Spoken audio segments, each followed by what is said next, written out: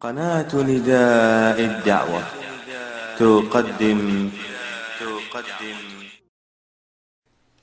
اللهم لك الحمد كله ولك الشكر كله، وإليك يرجع الأمر كله، دقه وجله، أوله وآخره، علانيته وسره. فأنت أهل أن تحمد، وأنت أهل أن تعبد، وأنت على كل شيء قدير. عز جارك وجل ثناؤك وتقدست أسماؤك، ولا إله غيرك. نشهد أن لا إله إلا أنت وحدك لا شريك لك، وأن محمدًا عبدك ورسولك، صلى الله وسلم وبارك عليه وعلى آله وصحبه وسلم تسليماً كثيرا. أما بعد، يا أيها الذين آمنوا اتقوا الله حق تقاته ولا تموتن إلا وأنتم مسلمون. أيها الإخوة المؤمنون، جاء في كتب التاريخ أن القائد التتري تيمور لنك لما غزا دمشق وعاث فيها فسادا وقتل أهلها شر قتله، جمع أطفالهم من 5 فما دون، وكانوا نحو 10,000 طفل، فوقف ينظر إليهم على فرسه ساعة طويلة، ثم أمر عساكره أن تسير عليهم بخيولهم، فماتوا جميعا. هذه مذبحة.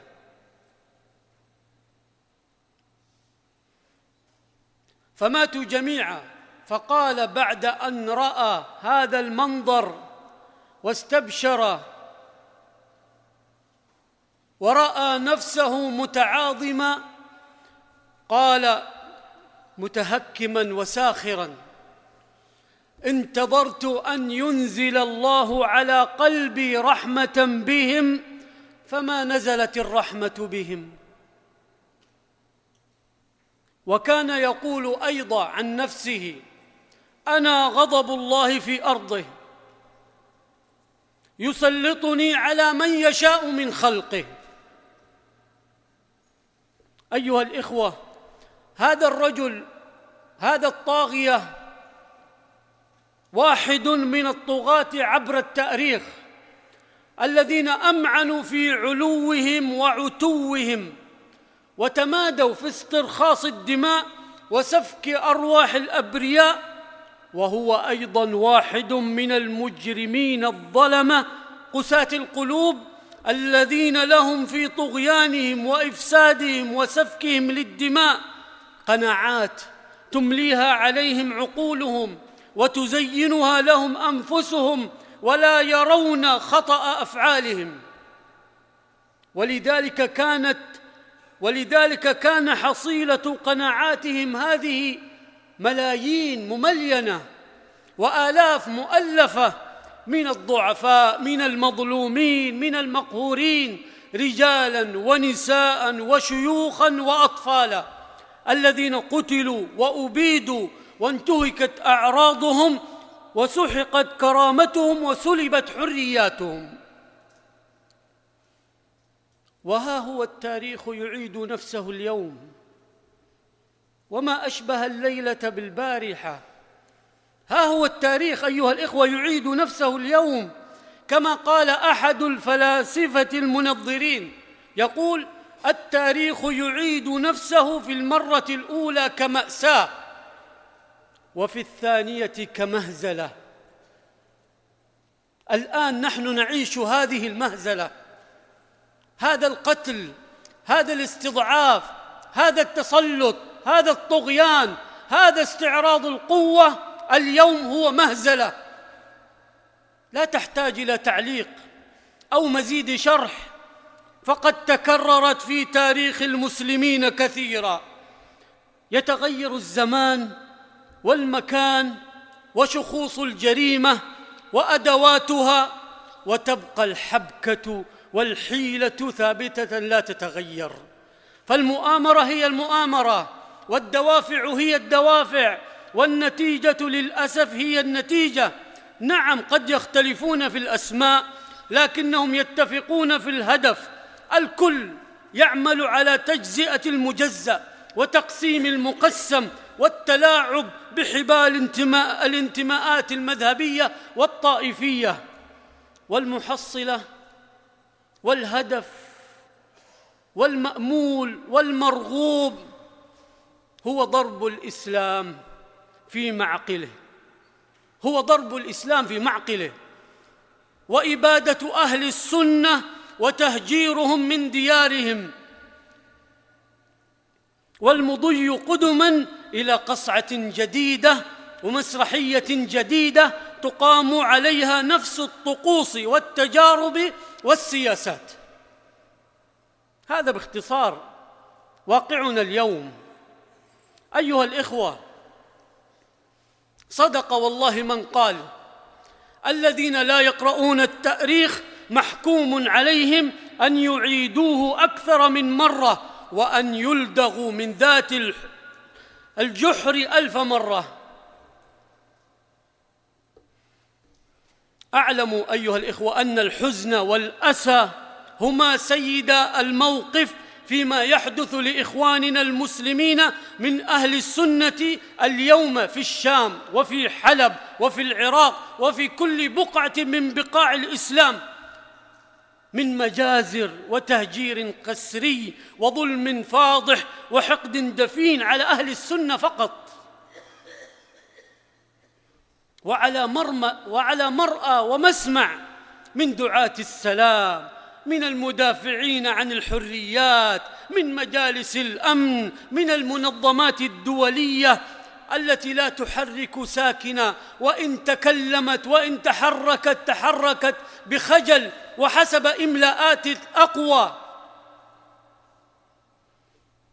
لا تحرك ساكنا تجدها أمام أنهار الدماء وتطاير الأشلاء وانتهاك الأعراض وهدم المباني على رؤوس ساكنيها وإجبارهم على الخروج من ديارهم بغير حق إلا أن يقولوا ربنا الله.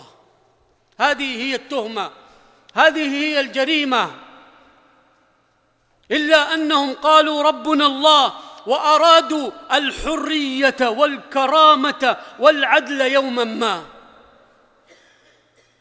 وكأن العالم يعيش في غابة لا حدود فيها للبطش والعدوان وأكل القوي للضعيف، بل وتقاسم المغانم وتوزيع الأسلاب.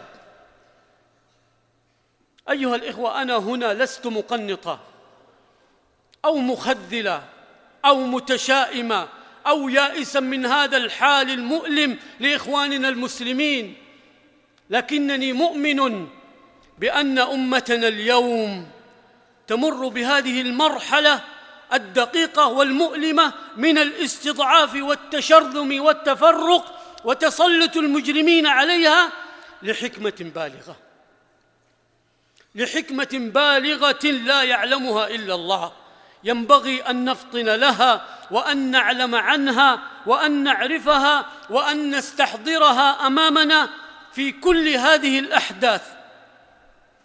ما يحدث اليوم أيها الفضلاء من تحالفات مشبوهة وعمالات قذرة ومخططات محكمة ومؤامرات دولية تجعلنا نتيقن وكأن غربال القدر قد نصب لتتمايز الصفوف بين الصحيح والسقيم والصالح والطالح والنافع والضار والصادق والكاذب ومن بكى ومن تباكى.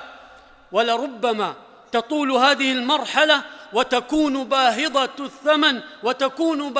الثمن وربما ستكون لها جروح غائرة وآثار مؤلمة، لكن لنكن على يقين أن نتائجها بإذن الله عظيمة ومثمرة ومشرقة للإسلام وأهله وإن طال الزمان.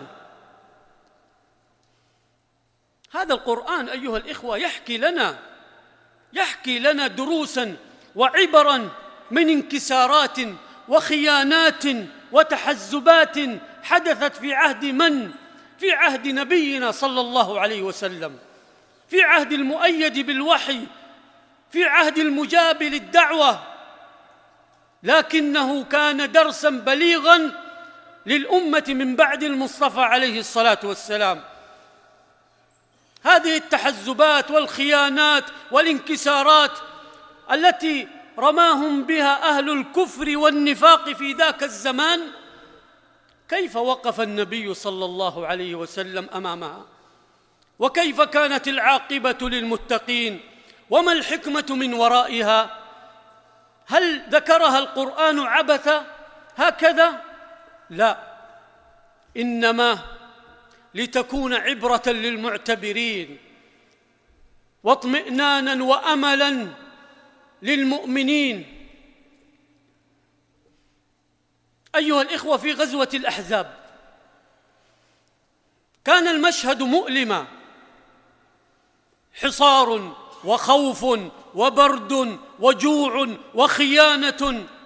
لا أظن أن يأتي تصوير عجيب لهذا الحال كوصف القرآن لذلك في قول ربنا عز وجل. اسمعوا ماذا قال الله تعالى وهو يصف هذه الوقائع وهذه الأحداث المؤلمة وهذا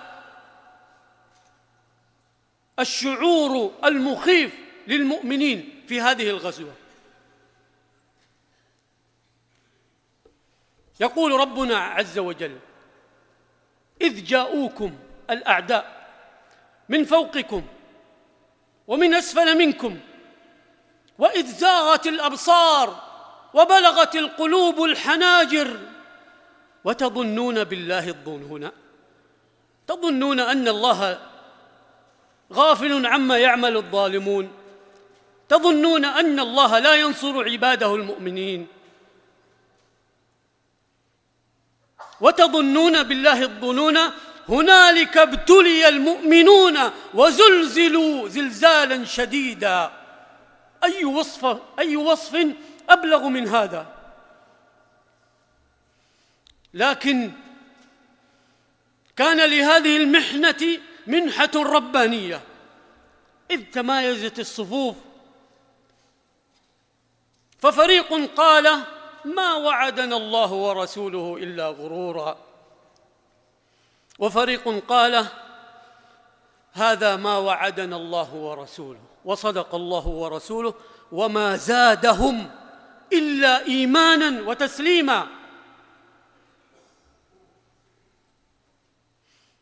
فتمايزت الصفوف وتعلقت القلوب بالله وتسامت فوق الآلام والجراح وظفرت بالنصر والتمكين والفلاح. في غزوة تبوك والتي أنزل الله فيها قرآناً يتلى إلى يوم القيامة، وسميت هذه السورة بالفاضحة لأنها فضحت كل المتخاذلين والمنافقين والخائنين والمثبطين والمرجفين. فقال عنهم ربنا عز وجل عن هؤلاء المنافقين: لو خرجوا معكم ما زادوكم إلا خبالا، إلا ضعفا، إلا وهنا، ولأوضعوا خلالكم يبغونكم الفتنة وفيكم سماعون لهم والله عليم بالظالمين. فأراد الله أن يميزهم عن غيرهم فقال تعالى: ولكن كره الله بعاثهم فثبطهم وقيل اقعدوا مع القاعدين. كل ذلك أيها الإخوة فيه درس عظيم لنا، أن النصر والقوة لا يأتيان ولا يتنزلان في صفوف مختلطة، خبيثها بطيبها وطالحها بصالحها وسقيمها بصحيحها، حتى يميز الخبيث من الطيب. ما كان الله ليذر المؤمنين على ما أنتم عليه حتى يميز الخبيث من الطيب، ويعرف المؤمنون الصادقون من المنافقين المندسين والحاقدين على الإسلام وأهله. أيها الإخوة، أمام هذا اليأس والقنوط والعجز من تحرك إسلامي لنصرة إخواننا في الشام وفي حلب، فإنه ينبغي لنا أن نتسلح بالأمل ونتشبث باليقين بأن يكشف الله الغمة ويرفع شأن الأمة ويدفع عنها البلاء والضر واللأواء مهما كانت الآلام والجراح. النبي صلى الله عليه وسلم عباد الله بشر هذه الأمة ببشريات تذيب كل يأس وتدفع كل قنوط وتثبت كل صاحب محنة وتريح قلب كل فاقد للأمل حين لا يجد بصيص أمل يلمع له وهو يرى المجازر والطغيان والهوان على المسلمين وهو لا يملك حولا ولا طولا لنصرتهم. يقول عليه الصلاة والسلام: بشر يا من تسمع هذا الحديث، يا من ترى مأساة إخوانك في المشرق وفي المغرب وفي كل مكان، يا من ترى الضعف والهوان، بشر هذه الأمة بالسناء، بارتفاع المنزلة والقدر. بشر هذه الأمة بالسناء والدين والرفعة والنصر والتمكين في الأرض. نعم أيها الإخوة، قد نرى القوة اليوم بيد أعدائنا والغلبة لهم علينا، ولكن لا ننسى أن الله تعالى هو المتصرف بهذا الكون، وأن عينه عز وجل لا تغفل عن عباده المؤمنين، ولن يرضى لهم دوام الذلة واستمرار القهر مهما كانت الآلام، مهما كانت الجراح، مهما كانت التضحيات، مهما كانت المجازر. كما قال نبينا صلى الله عليه وسلم: الميزان بيد الرحمن يرفع أقواما ويضع آخرين، رواه ابن حبان وصححه الألباني. ولا بد أن يرفعنا ربنا عز وجل بعد أن وضعنا، إذا رأى منا صدق السعي لمرضاته وعملا مع أمل لنصرة إخواننا المسلمين. أيها الإخوة، إن عقيدة الإيمان بالقدر مصدر من مصادر الثقة بأن العاقبة للمتقين، مهما طال ليل الظالمين، مهما تعددت مآسي المسلمين، مهما ضعف الأمل في صفوف المؤمنين، مهما تخاذل وأرجف صف المنافقين. ولقد سبقت كلمتنا لعبادنا المرسلين إنهم لهم المنصورون وإن جندنا لهم الغالبون. فليست المسألة مسألة تخلف وعد الله، حاشاه سبحانه، لكنها مسألة التوقيت المقدور والأجل المحدود الذي لا يتقدم لاستعجال متعجل ولا يتأخر لهوى كسول. ولذلك كان عمر بن عبد العزيز عليه رحمة الله كثيرا ما يدعو فيقول: اللهم رضني بقضائك، اللهم رضني بقضائك وبارك لي في قدرك، حتى لا أحب تعجيل شيء أخرته ولا تأخير شيء عجلته. وبهذا الإيمان تزول ظاهرة الاستعجال ويطمئن القلب أن العاقبة للمتقين. أقول قولي هذا وأستغفر الله العظيم لي ولكم ولسائر المؤمنين من كل ذنب، فاستغفروه وتوبوا إليه إنه هو الغفور الرحيم. الحمد لله وكفى، والصلاة والسلام على عباده الذين اصطفى.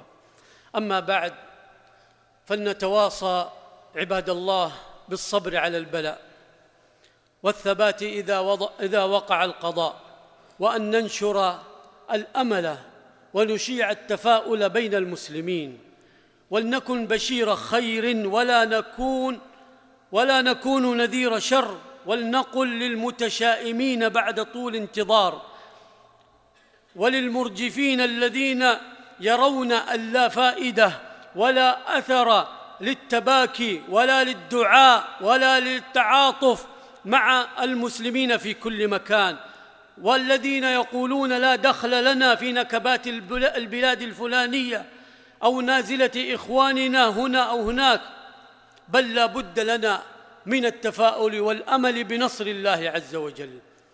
يقول كما قال النبي صلى الله عليه وسلم لأصحابه حينما اشتكوا من كثرة البلاء وشدته، فقال عليه الصلاة والسلام: والله ليتمن الله هذا الأمر حتى يسير الراكب من صنعاء إلى حضرموت لا يخاف إلا الله. وحدث ذلك بعد وفاته عليه الصلاة والسلام، ولكنكم تستعجلون. وقد حدث النبي صلى الله عليه وسلم عن 3 أصناف من الناس لا خير فيهم. قال عليه الصلاة والسلام: 3 لا تسأل عنهم: رجل ينازع الله رداءه فإن رداءه الكبرياء وإزاره العزة، ورجل شك في أمر الله، شك في نصر الله، شك في موعود الله، لا تسأل عنه، لا خير فيه. ورجل شك في أمر الله والقنوط من رحمة الله. إذن لا بد لليل أن ينجلي، ولا بد للغثاء أن يذهب جفاء، ولا بد لما ينفع الناس أن يمكث في الأرض، ويمضي قدر رب العالمين في أن العاقبة للمتقين. عباد الله، صلوا وسلموا على رسول الله كما أمركم ربكم بذلك، فقال عز من قائل: إن الله وملائكته يصلون على النبي يا أيها الذين آمنوا صلوا عليه وسلموا تسليما. اللهم صل وسلم وبارك على عبدك ورسولك محمد، وارض اللهم عن الصحابة أجمعين وعن التابعين ومن تبعهم بإحسان إلى يوم الدين، وعنا معهم بعفوك وكرمك يا أكرم الأكرمين. اللهم أعز الإسلام وانصر المسلمين، اللهم أعز الإسلام وانصر المسلمين، اللهم أعز الإسلام وانصر المسلمين. اللهم كن لإخواننا المستضعفين والمظلومين والمقهورين والمشردين والمحاصرين والمعتقلين في سبيلك في كل مكان. اللهم كن لهم عونا ومعينا ومؤيدا للحق وظهيرا. اللهم ارحم ضعفهم واجبر كسرهم وتول أمرهم. كن لهم ولا تكن عليهم يا رب العالمين. عجل لهم بالفرج والنصر والتمكين بقوتك يا قوي يا عزيز. اللهم منزل الكتاب مجري السحاب هازم الأحزاب، اهزم أعداءك أعداء الدين من اليهود والنصارى والمنافقين والرافضة أجمعين بقوتك يا قوي يا عزيز يا رب العالمين. اللهم آمنا في أوطاننا، اللهم احفظ علينا أمننا ورخاءنا واستقرارنا في بلادنا وبلاد المسلمين يا رب العالمين. من أرادنا بسوء أو مكر أو فتنة أو شر أو فرقة فاللهم إنا ندرأ بك في نحره ونعوذ بك من شره. اللهم اكفناهم بما شئت يا رب العالمين. اللهم اغفر لنا ذنوبنا كلها دقها وجلها أولها وآخرها علانيتها وسرها يا أرحم الراحمين يا رب العالمين. إلهنا فرج هم المهمومين من المسلمين ونفس كرب المكروبين واقض الدين عن المدينين. اشف اللهم مرضانا وعاف مبتلانا وفك أسرانا وارحم موتانا برحمتك يا أرحم الراحمين. ربنا آتنا في الدنيا حسنة وفي الآخرة حسنة وقنا عذاب النار. سبحان ربنا رب العزة عما يصفون وسلام على المرسلين والحمد لله رب العالمين.